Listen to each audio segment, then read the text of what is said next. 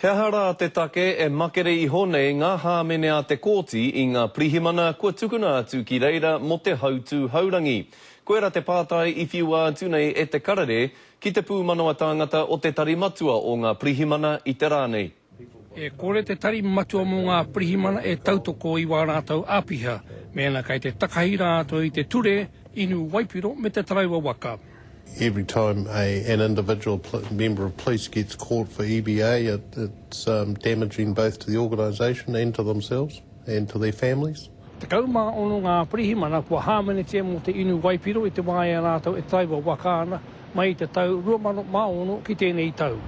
Ko te kia te hunga roia matua o te whakanui ātara a John Miller, ko te take e taene ngā prihimana ki te takahuri ngā ture e hāmenetia ana rātau, he mātau no ngā āpiha ki ngā ture. Toko waru o rātau I ukuia ngā hāmene ki runga I a rātau I te mea kahori I tōtika, te whakatakoto a te prihimana nāna te take I whāriki ki mua o te kōti.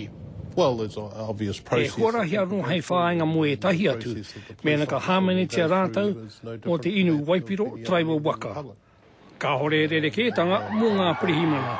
It saddens us when one of our members chooses to get behind the wheel of a car after they've consumed alcohol. Ko te whakahaua te tari matua mo ngā prihimana ko te mahi motuhake a o rātau āpiha. He whakapūmau I te ture ki roto ngā hāpori. Mo te hunga e takahi ane te ture, hei tā rātau ka whakakorea o rātau tūranga mahi.